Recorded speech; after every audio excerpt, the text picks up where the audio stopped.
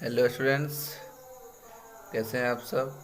तो आज हम लोग पढ़ने जा रहे हैं ए मैरिज प्रपोज़ल का समरी और इसका नोटेबल पॉइंट।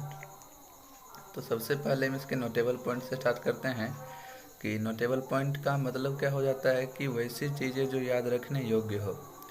जैसे कि इस चैप्टर में क्या क्या चीज़ें थी, क्या क्या चीज़ें नहीं थी, उसे उस सारी चीज़ों को यहाँ पे आकलन किया जाएगा, उनके बारे में बताया जाएगा।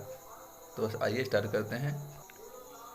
तो सबसे पहले है a marriage proposal is so remarkable drama that is composed bye Anton Chekhov. एक बार फिर से रिपीट करते हैं। A marriage proposal is so remarkable drama that is composed bye Anton Chekhov. कहने का मतलब क्या हो गया, ए मैरिज प्रपोजल एक शादी का प्रस्ताव बहुत ही उल्लेखनीय या उत्कृष्ट, रिमार्केबल का मतलब उत्कृष्ट या उल्लेखनीय होता है। ड्रामा है मतलब नाटक है, जो कि दैट इज कंपोज्ड बाय, जो कि कंपोज किया गया है एंटन चेखव के द्वारा, जो कि एक ड्रामेटिस्ट थे ना।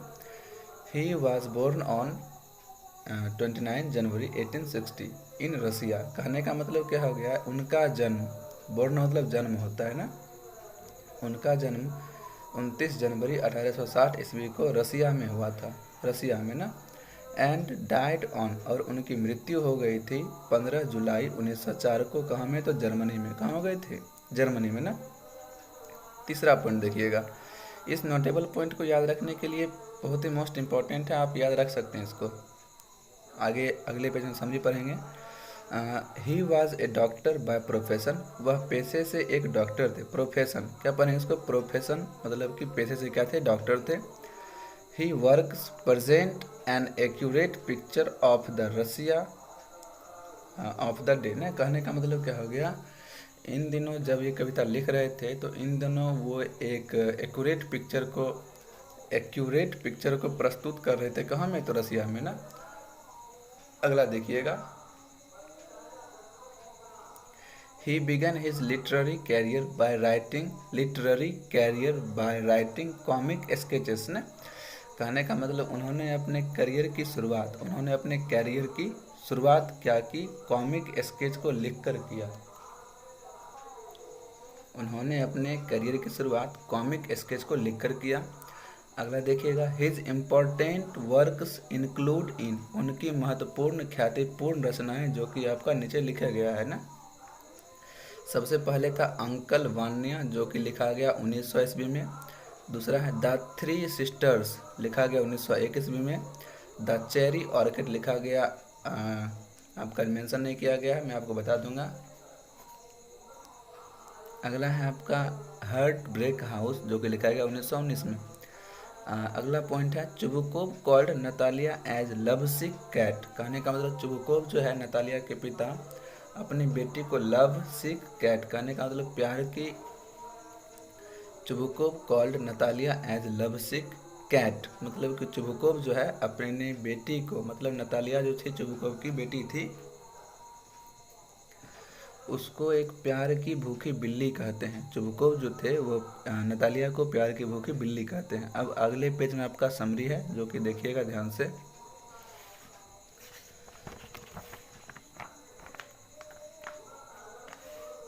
देखिए समरी पे ध्यान दीजिएगा।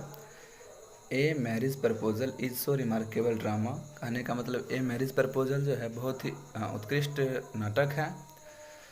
That is composed bye Anton Chekhov, जो कि संग्रहित किया गया है, रचित किया गया है एंटन चेखव के द्वारा। ही वॉज बोर्न ऑन 29 जनवरी 1860 इन रसिया। कहने का मतलब उनका जन्म, ही वॉज बोर्न मतलब उनका जन्म 29 जनवरी 1860 को हुआ, रसिया में मतलब कि रूस में। आगे देखिएगा, he was such a great poet and writer, वह एक महानतम कवियों और लेखकों के गिनती में आते थे। That has ever produced by Russia, जो कि कहाँ से उभर कर आए थे, तो रूस से उभर कर आए थे ना। He wrote many stories and drama, उन्होंने कई सारे कहानियाँ और ड्रामा को लिखे। A marriage proposal is one of them. And lastly he died on 15 जुलाई 1904। कहने का मतलब क्या हो गया कि he wrote many stories and drama, उन्होंने कई सारे कहानियाँ और नाटक को लिखे। A marriage proposal is one of them, a marriage proposal जो है उन्हीं सबों में से एक है। वन ऑफ देम का मतलब उन सबों में से एक।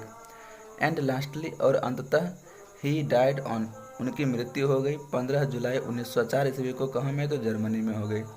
पैराग्राफ चेंज करिएगा, मतलब यहाँ तक जो हो गया आपका नोटेबल पॉइंट का ही पार्ट था। इसके बाद आप पैराग्राफ को चेंज कर सकते हैं। इन दिस ड्रामा, इस नाटक में writer play an accurate picture, इस ड्रामा में राइटर जो हैं, मतलब कि राइटर जो थे एंटन चेखव जो हैं, एक एक्यूरेट पिक्चर को प्रस्तुत करते हैं ऑफ मैरिज प्रपोजल, शादी के प्रस्ताव के लिए। Of marriage proposal, sorry miss हो रहा था वहाँ पे, देख लीजिएगा एक बार फिर से।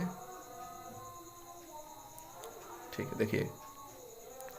N accurate picture of marriage proposal Natalia to Lomov, कहने का नतालिया एक लड़की का नाम है और लमोव एक लड़का का नाम ना, और दोनों के बीच में जो शादी का प्रस्ताव चल रहा था उसी के बारे में बताया जा रहा है यहाँ पे। In this story Lomov and Chubukov are fast friends, कहने का मतलब क्या हो गया, इस कहानी में लोमोव और चुबुकोव बहुत ही अच्छे मित्र थे, घनिष्ठ मित्र थे, अच्छे मित्र थे, घनिष्ठ मित्र थे। फास्ट फ्रेंड्स यानी इसका मतलब ये नहीं हो जाएगा कि तेज मित्र थे, ये नहीं। चुबुकोव कौन था? तो नतालिया का पिता था। लोमोव कौन था? नतालिया का आशिक था ना। कहने का मतलब क्या था कि नतालिया और लोमोव दोनों प्यार करते थे लेकिन किसी को कह नहीं पाते थे। और चुबुकोव जो था नतालिया का पिता था और लोमोव का क्या था? मित्र था। Lomov loves Natalia who is the daughter of Lomov's friend Chubukov, कहने का मतलब लोमोव जो थी लोमोव जो था नतालिया से प्यार करता था। Who is the daughter of Lomov's friend Chubukov, जो कि लोमोव के मित्र चुबुकोव का क्या था? बेटी थी ना। डॉटर मतलब बेटी होता है, डॉटर क्या पढ़ेंगे इसको हम? डॉटर पढ़ेंगे। But he didn't say directly to anyone, लेकिन वह लोमोव जो था किसी को डायरेक्टली नहीं कह पा रहा था। लोमोव किसी को डायरेक्टली न क्या, बट ही मतलब कौन? तो Lomov didn't say directly to anyone, कहने का मतलब क्या हो गया कि लोमोव उससे प्यार तो करता था लेकिन उसको डायरेक्टली कह नहीं पाता था ना। अगला देखिएगा। Natalia also loves to Lomov, Natalia भी लोमोव से प्यार करती थी।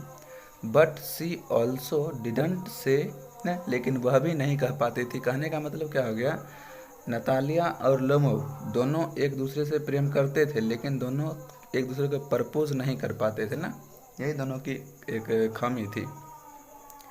Both don't find a way how to make agree each other, दोनों, बोथ मतलब दोनों, डोंट फाइंड ए वे एक रास्ता नहीं खोज पा रहे थे। फाइंड मतलब खोजना, वे मतलब रास्ता ना। हाउ टू मेक एग्री कैसे राजी किया जाए, एग्री मतलब राजी करना ना। हाउ टू मेक एग्री कैसे राजी किया जाए। ईच अदर मतलब एक दूसरे को। टू दिस प्रपोजल इस शादी के प्रस्ताव के लिए। वन डे एक दिन की बात है, Lomov comes to his friend's house, Lomov अपने मित्र के घर आया न। Lomov comes to his friend's house, Lomov आया किसके घर? उस अपने दोस्त के घर। By chance Natalia comes there, मतलब अचानक से, बाय चांस ऊपर वाले की कृपा से नतालिया वहाँ आई।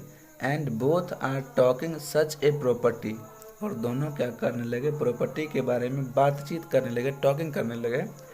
एंड डॉग्स, और कहने का मतलब प्रॉपर्टी के बारे में भी बात करने लगे और डॉग्स के बारे में भी क्या करने लगे? बात करने लगे न। प्रॉपर्टी का नाम था ऑक्समीडो, प्रॉपर्टी का नाम क्या था?